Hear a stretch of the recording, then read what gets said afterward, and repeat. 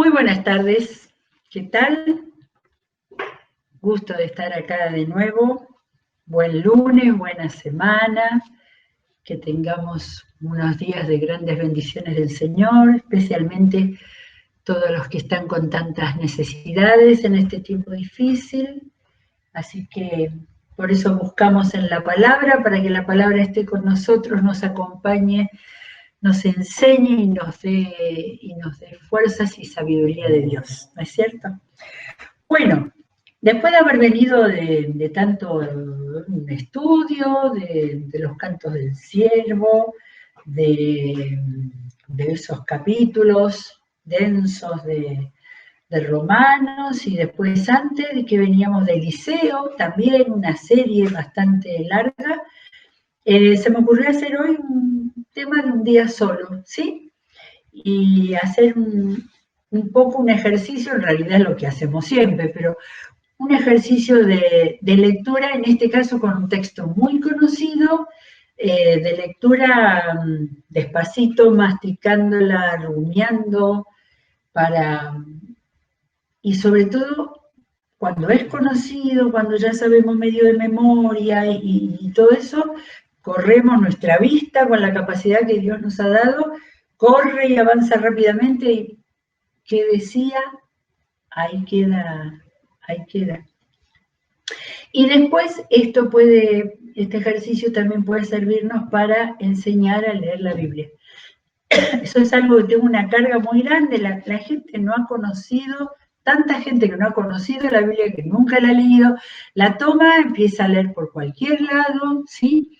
Me acuerdo que regalé a una persona muy querida una Biblia en lenguaje actual, siendo la más sencilla de todas para poder entrar sin dificultades en el vocabulario, en el lenguaje.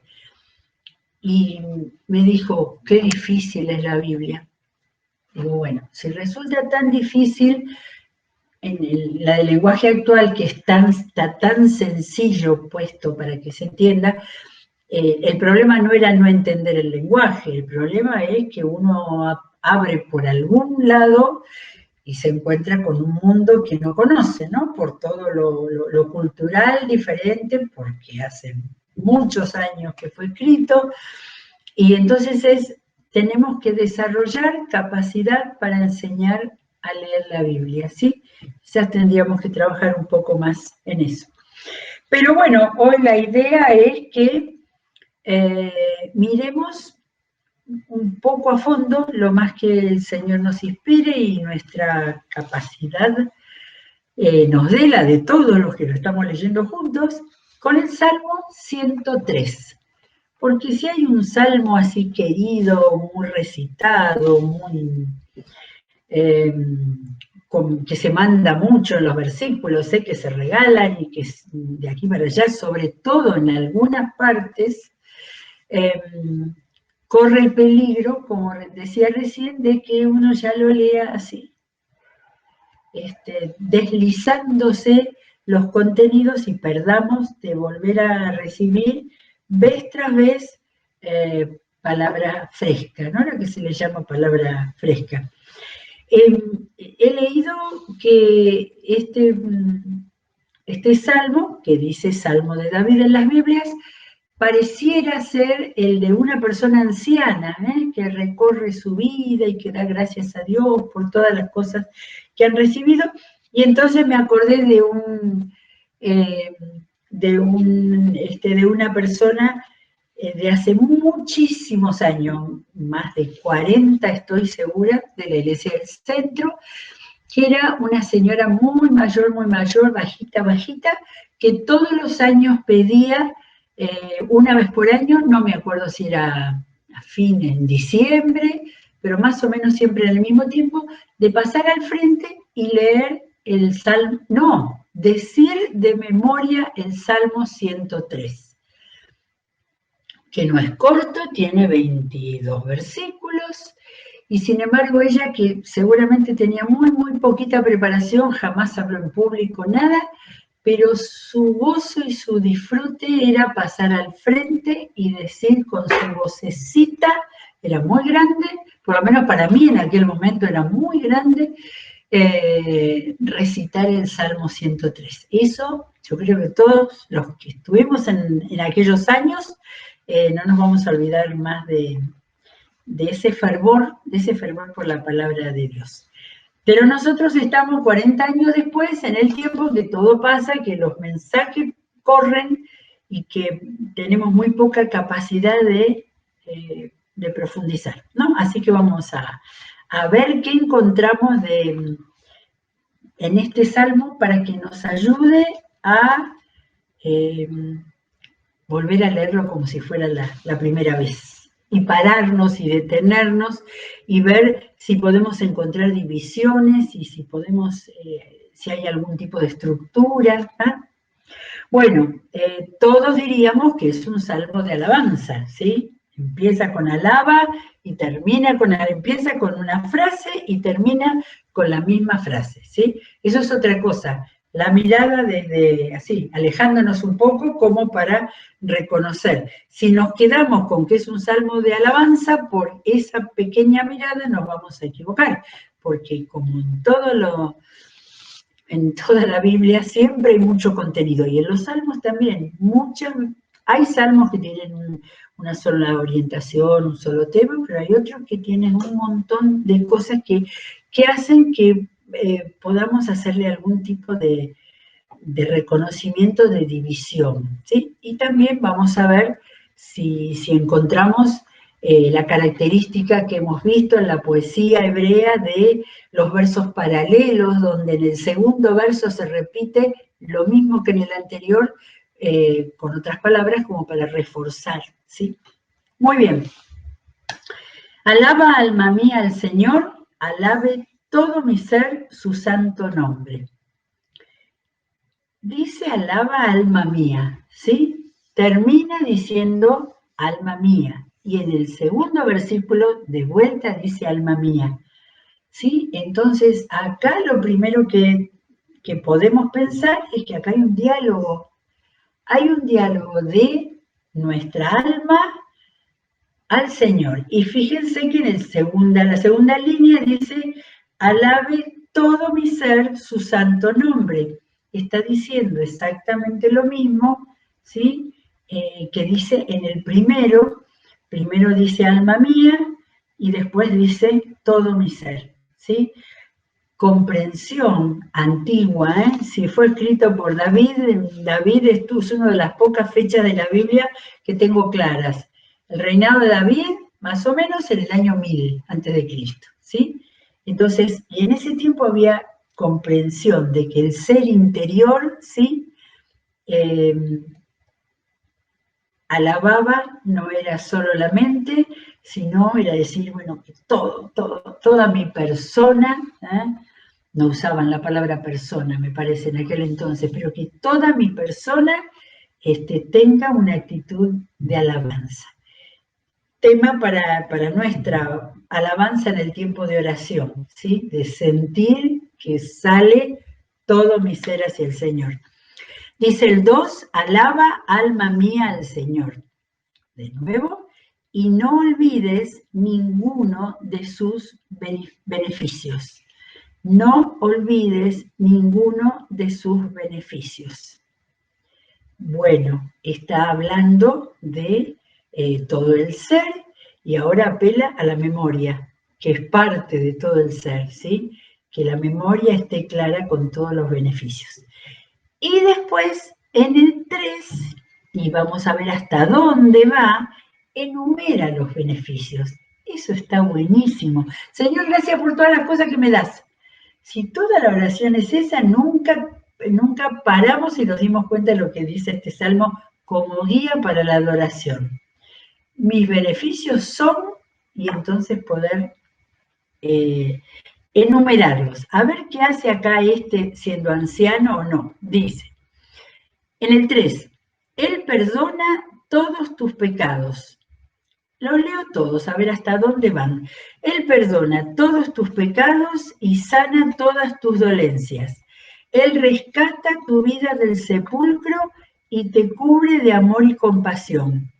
Él colma de bienes tu vida y te rejuvenece como las águilas.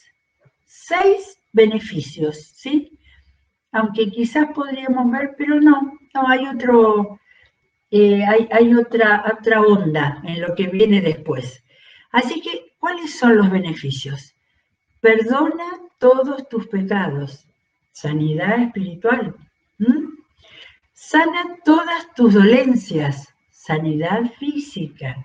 Y si tenemos de esas cosas concretas para decirle al Señor, ¿cuándo me sacaste de esto? ¿Cuándo me sanaste de esto? Él rescata tu vida del sepulcro, ¿sí? Peligro de muerte, haber estado, bueno, si era David, un guerrero, pero no hace falta ser un guerrero para estar en peligro de muerte. Rescata tu vida del sepulcro. Esto es poético completamente, ¿eh? Y te cubre de amor y compasión. Así, esto es un beneficio, lo de sentir la compasión de Dios, de sentir, a ver, ¿qué sería? Protección, seguridad. Uy, esto es seguridad. Te cubre de amor y compasión, seguridad. Él colma de bienes tu vida, provisión también. Agradecer a Dios por toda la provisión que nos ha dado, Y te rejuvenece como las águilas. Por eso, quizás por eso se decía que quizás un anciano al final de toda la vida. Y en eso de rejuvenecer hay mucho, ¿eh? En los Salmos, en el profeta Isaías, que repite esa idea. Esa idea de como las águilas está hasta en el Pentateuco. De manera de, este es un motivo de petición a Dios, ¿sí? Que no nos haga sentir que vamos para abajo, sino que siempre hay una posibilidad porque Dios trabaja en eso.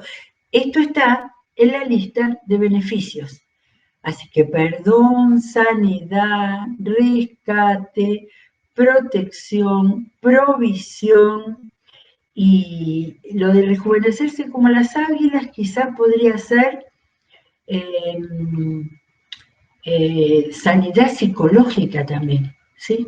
Porque no es que uno de grande va a andar saltando montañas como las águilas, pero sí puede sentirse sano, con fuerza, con alegría, con todo eso que nuestra imaginación no puede ver con un águila volando por encima de la cordillera. Bien, vamos al 6, al 7. A ver, ya me parece que no hay más beneficio porque, ahora me doy cuenta de esto, el 6, el Señor hace justicia y defiende a todos los oprimidos, porque entre el 2 y el 5 lo que estaba diciendo es al alma mía. Le hiciste todo este bien en todas estas cosas al alma mía. Pero ahora dice, desde el 6, el Señor hace justicia y defiende a todos los oprimidos. Así que acá está hablando en general.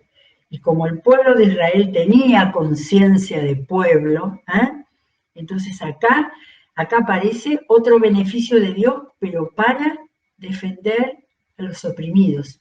Y miren que el pueblo de Israel fue oprimido, pasó la gran parte de su vida siendo oprimido, pero finalmente siempre Dios los defendió. En el 7 dice, dio a conocer sus caminos a Moisés. Siempre aparece Moisés. Y yo recordaba, ¿se acuerdan cuando vimos Números? Que Moisés lo peleaban a él, hasta sus hermanos lo peleaban. Permanentemente estaban llorando por lo que querían volver a Egipto. Y sin embargo, la marca que dejó los mandamientos de Dios por medio de Moisés, ahí están. Dio a conocer sus caminos, los caminos de Dios. No solo, acá no dice leyes, mucho más que las leyes, los caminos a Moisés. Y reveló sus obras al pueblo de Israel. Así que el Señor defiende a los oprimidos, dio a conocer los caminos, y si dice Moisés, para mí es la Biblia, es el Antiguo Testamento, Cuando Jesús hablaba de la ley y los profetas, estaba hablando de la Biblia. Así que Él dio a conocer su palabra por Moisés, reveló sus obras. Moisés escribió la palabra y reveló sus obras al pueblo de Israel. A ver, acá en el 8, pareciera que, hablando para el pueblo, no, pero fíjense, dice, el Señor es clemente y compasivo, lento para la ira y grande en amor. Entonces acá parece que desde el 8, ¿no? desde el 7, sí, desde el 7, una palabra para reconocer la compasión de Dios por el pueblo. ¿Cómo era el pueblo? A ver, vamos a ver. El Señor es clemente y compasivo, lento para la ira y grande en amor. 4 cosas dice, ¿eh? En general, el clemente, compasivo, cubre todo, pero lento para la ira y grande en amor. Las 2 cosas. Hay mucha ira de Dios en el Antiguo Testamento y mucha más de la que se cree, expresiones de amor. Dice, no sostiene para siempre su querella, ni guarda rencor eternamente. Ya me parece que tenemos el título para esta parte desde el versículo 6. La compasión por el pueblo pecador. Acá, fíjense, primero reconocimiento de los beneficios y después recordar que Dios los ha perdonado. No sostiene para siempre su querella, ni guarda rencor eternamente. Yo a esto diría que es un resumen de los profetas menores, que es lo que más hemos visto últimamente, ¿no? Los grandes son capítulos y capítulos, pero los profetas menores donde había una fuerte querella en contra de los que se habían apartado de Dios, pero no guarda rencor eternamente, porque en cada uno de esos pequeños libritos había palabra de vuelvan a mí. No nos trata conforme a nuestros pecados, ni nos paga según nuestras maldades. Acá tenemos otros dos versos paralelos. No nos trata conforme a nuestros pecados, no nos paga según nuestras maldades. El recordar eso, ¿sí? No solo nos llenemos de versículos sobre el amor, porque tenemos que estar siempre atentos a que hacemos muchas cosas que a Dios no le gustan y reconocer y agradecer que Él no nos paga tantas veces según nuestras maldades. Porque ahora miren, en el 11, tan grande es tu amor para los que le temen, como alto es el cielo hacia la tierra. Y el siguiente, tan lejos de nosotros echó nuestras transgresiones, como lejos del oriente está el occidente. Así que después de hablar de que no nos paga, de que no nos trata como nos mereceríamos, dice, tan grande es tu amor para los que le temen, para los suyos, para los creyentes, para los que lo reconocen, aunque sea con desobediencias. Y me encantan las dos comparaciones de la mente de geógrafos y astrónomos del año 1000. Tan grande es tu amor como alto es el cielo sobre la tierra, y el cielo de ese momento es el que uno veía mirando para arriba, nada más. No había habido ningún cohete interplanetario, pero el cielo siempre nos pareció muy alto y muy lejos. Así que una medida, acá hay uno que mide el amor tan alto del cielo a la tierra. Y echó de nosotros nuestras transgresiones, como lejos del oriente está el occidente. ¿Cuánto sabría David del oriente al occidente? Creo que, no sé si se conocía hasta el borde de Europa, el occidente. Y no sé si llegaba a la China, llegaría el conocimiento de hasta el oriente, pero era la sensación de cuando uno abre las manos o como uno levanta las manos para decir, lejos, tan lejos de nosotros echó nuestras transgresiones. No puedo decir esto así de memoria, como los que rezan el rosario y dicen, esto tenemos que pararnos, y pararnos y pensar en nosotros. El primer gran versículo sobre esto que descubrí fue el de Miqueas, donde dice que echó nuestros pecados hasta el fondo del mar. Ahora, acá, más fuerte la figura del lenguaje como para realmente entender que tan grande es el perdón de Dios, ¿no? Muy bien, ¿y qué pasa ahora? 13. Tan compasivo es el Señor con los que le temen como lo es un padre con los hijos. Él conoce nuestra condición, sabe que somos de barro. Ahora, acá él se compadece, pero cuando dice que somos de barro, es como decir que se compadece de estos pobres mortales, y sin una compasión entendiendo nuestra condición. Si lo sabría Dios, que se la pasó tratando de corregirlos todo del Antiguo Testamento, y después también. Entonces, tan compasivo, pero la figura primera es la del padre con los hijos, O sea, esa es la de Dios. La de Dios es que es compasivo como un padre con sus hijos. Y la nuestra, Él conoce nuestra condición, sabe que somos de barro. Bueno, y después vamos al 15. El hombre es como la hierba, sus días florecen como la flor del campo sacudida por el viento, desaparece sin dejar rastro alguno. Bueno, primero barro y después una pobre hierba, ¿sí? Eso lo tenemos en la Biblia varios lugares, ¿no es cierto?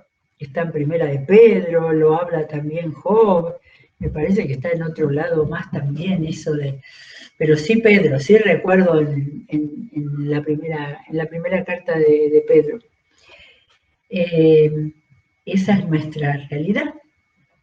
Creo que está en Isaías también, ¿no? Isaías 40, me parece. Esa es nuestra realidad, saber que estamos, miren como dice la gente, hoy estamos, mañana no estamos, bueno, somos como la hierba, otro uso de una figura del lenguaje para que nos quede bien en claro. Pero, cuando aparece un pero el amor del Señor es eterno, el amor del Señor es eterno. Recién dijo que el amor del Señor es como un padre con los hijos, ¿sí? Así que la primera figura personal de Dios que creo que nos hace tanto bien es recordar que Dios es Padre. Y Jesús se ocupó todo el tiempo de hablar del Padre. No hablaba del Dios creador, hablaba del Padre. Así que el amor del Señor es eterno y está siempre con los que le temen. Bueno, esto me hace pensar una cosa. En el 11 dijo, tan grande es su amor por los que le temen. Y en el 17 dice, el amor del Señor es eterno, siempre está con los que le temen. Porque cuántas veces nosotros regalamos, mandamos, escribimos versículos con estas maravillosas expresiones de la palabra de Dios, que es verdad, que es así, que Dios es compasivo, misericordioso, que te sostiene. Pero eso llega a ser posible cuando hay un hijo fiel, ¿sí? Que le teme es que lo reconoce, que lo acepta, que lo obedece, ¿sí? Que lo tiene como padre. Muchas veces esos maravillosos versículos que mandamos son un momentito, ¿no? Como a Naamán, que acabamos de verlo, que dice que el Señor Dios, el Señor más glorioso, pero si después cuando está con el rey se tiene que inclinar ante el rey, ante el Dios Rimón, bueno, que el Señor me perdone. ¿Sí? Las promesas de Dios son para los que le temen. Y por eso tenemos que salir a buscar más gente para que le tema a Dios. Y acá lo explica, ¿eh? El amor del Señor es eterno y siempre está con los que le temen. Su justicia, el amor y la justicia, su justicia está con los hijos de sus hijos, con los que cumplen su pacto y se acuerdan de sus preceptos para ponerlos por obra. No sirven los creyentes nominales, de nombre, de familia, de religión. No llega, esto llega para los que cumplen su pacto y se acuerdan de sus preceptos para ponerlos por obra. Primer precepto, cree en el Señor Jesucristo y serás salvo. En el 19, el Señor ha establecido, cierra todo este pasaje de la compasión de Dios. El Señor ha establecido su trono en el cielo, su reino domina sobre todos. Esto está también en Salmos, está en otros lados. Y entonces, esto era del 19, sí. Y entonces viene ahora de nuevo la alabanza. Pero después de todos los beneficios, después de la compasión por el pueblo, por el hombre que es finito completamente, ese cierre del versículo 19 es extraordinario, porque dice que el Señor ha establecido su trono en el cielo, su reinado domina sobre todos. Y entonces estalla la alabanza de nuevo, más completa con la que había empezado. Alaben al Señor todos sus ángeles, paladines que ejecutan su palabra y obedecen su mandato. Muchas veces hemos visto en la Biblia a los ángeles como servidores, paladines dotados de autoridad y fuerza, que ejecutan su palabra y obedecen su mandato. Y como hemos visto también, por poco que hayamos mirado el Apocalipsis, los ángeles también están al servicio del Señor contra de los principados y potestades que luchan contra los hijos de Dios. Y vuelve, alaben al Señor todos sus ejércitos, siervos suyos que cumplen su voluntad. Y en el 22 dice, alaben al Señor todas sus obras en todos los ámbitos de su dominio. Vuelvo con lo mismo. Si lo haremos rápidamente, así ya se terminó, chau, no nos vamos a dar cuenta. Dice, alaben al Señor todas sus obras. Primero son los ángeles, los ejércitos de Dios, ¿sí? Toda esa potestad de Dios, la cual no tenemos muy en claro y mucho no pensamos tampoco, aunque a veces pedimos que los ángeles nos salven en alguna situación difícil. Pero ahora acá habla de todas sus obras, y sus obras son todas las que hace a favor del ser humano, en todos los ámbitos de su dominio. Y en el versículo 19 recién leímos, su reinado domina sobre todos. Esto me hace doler este tiempo en el que estamos viviendo, pero tenemos que proclamar esto. Hay una fuerte presión de nuevo ahora en ámbitos de nuestro país y en ámbitos de las grandes organizaciones para que no se permita a nadie que defienda las dos vidas, ¿sí? Para que sea considerado un delito, ¿sí? Y una discriminación, porque ahora el paraguas para todo es la discriminación. Entonces, alguien que plantee esto, y estamos todos los cristianos planteando esto, se está persiguiendo y persiguiendo para que llegue a haber juicio y condena. De manera que estamos para clamar al Señor que está en todos los ámbitos de su dominio y que su reinado domina sobre todo. Y nosotros tenemos que apelar a este poder de Dios para que evite que esas barbaridades, porque evidentemente el mundo está lleno a su desastre total, ¿sí? Pero somos los que tenemos el 103 como uno de nuestros maravillosos lecturas, salmos, oraciones maravillosos que nos dirigen a conectarnos con el Señor y a reconocerlos y a recibir su compasión por un lado y a afirmar su dominio sobre toda la tierra. Muy bien, qué lindo es estudiar la palabra. Bueno, si Dios quiere, mañana seguiremos y volvamos a leer cada salmo, rumiando cada palabra para que nos llegue profundamente al alma mía, al alma de cada uno. Muy bien, seguimos con la programación de todo este día, que siendo lunes es un día muy especial y particular. Nos vemos mañana.